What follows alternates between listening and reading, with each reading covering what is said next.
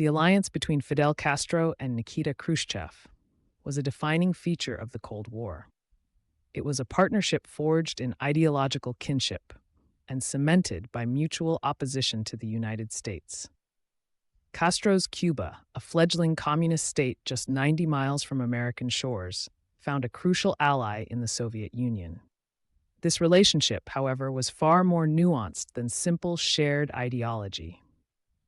Castro's journey to the USSR in 1963, a 40-day immersion into the heart of the Soviet world, reveals much about this complex dynamic.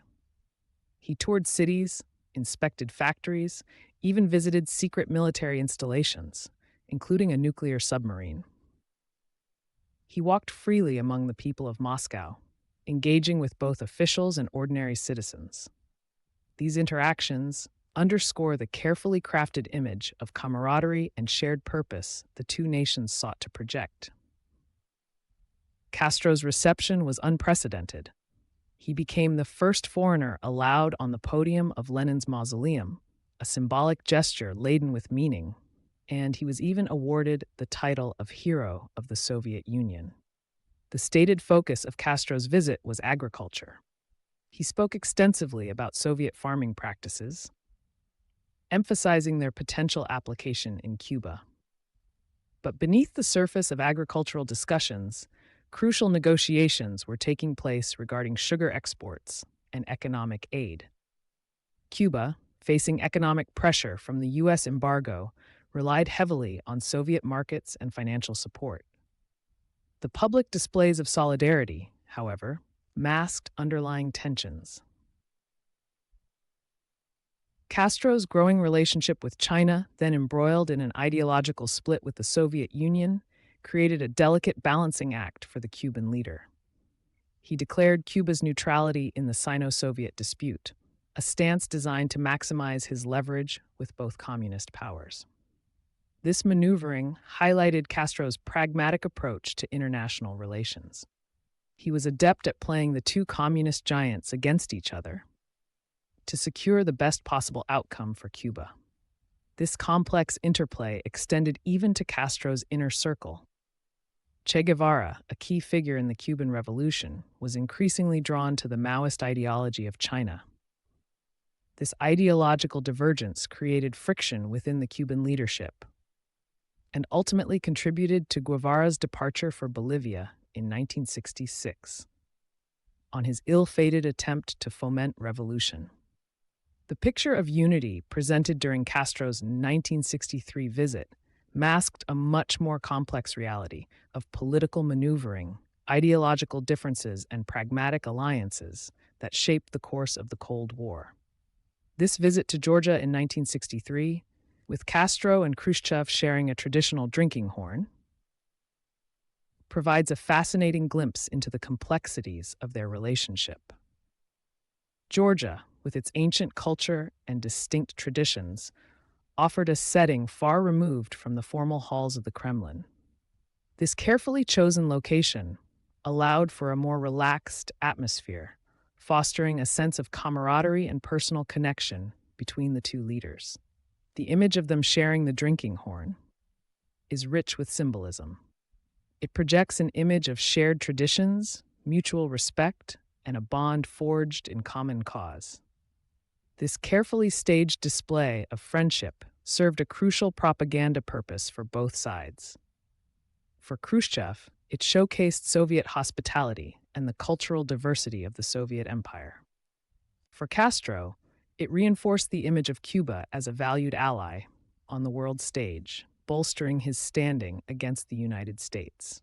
But beyond the staged photo opportunities, the visit to Georgia had a deeper strategic significance.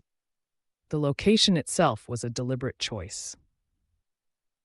Georgia, situated on the southern border of the Soviet Union, served as a strategic buffer against potential threats from the Middle East and Turkey. Castro's presence there sent a clear message of solidarity and resolve against Western influence in the region. Furthermore, Georgia's history and culture provided a unique backdrop for discussions about revolution and national liberation. Georgia had its own complex history of resistance to Russian rule, a narrative that resonated with Castro's revolutionary experience.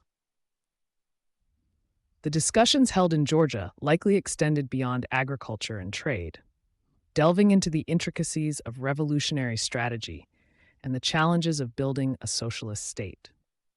This visit to Georgia, seemingly a simple cultural exchange, was in fact a carefully orchestrated diplomatic maneuver with far-reaching implications. It underscored the complex interplay of personal relationships, ideological alignment, and strategic calculations that defined the Cold War era. The shared drinking horn serves as a potent reminder of the intricacies of this pivotal alliance, a symbol of both the genuine camaraderie and the calculated political maneuvering that characterized the relationship between Castro and Khrushchev. The camaraderie displayed in Georgia was not merely for show. The Cuban Missile Crisis, just a year prior, had brought the world to the brink of nuclear annihilation. The shared experience of facing down the United States created a powerful bond between Castro and Khrushchev. The memory of that perilous moment hung heavy in the air, informing their discussions and shaping their decisions. The Soviet Union's willingness to place nuclear missiles in Cuba demonstrated its commitment to defending its communist ally. For Castro, this act of support solidified his trust in Khrushchev and reinforced the importance of the Soviet alliance. The events of 1962 had proven the depth of the Soviet commitment and highlighted the shared risks they were willing to take in their confrontation with the United States. However, even in this moment of apparent unity, the seeds of future divergence were being sown. The Sino-Soviet split, a growing rift within the communist world, cast a shadow over the Cuban-Soviet relationship. Castro's careful maneuvering between Moscow and Beijing, while securing benefits for Cuba in the short term, also introduced an element of instability into the alliance. Khrushchev, facing increasing pressure from within the Soviet leadership, needed a stable and reliable ally in Cuba. Castro's flirtation with China introduced an element of uncertainty into this equation. The seemingly jovial atmosphere of the Georgian visit masked these underlying tensions.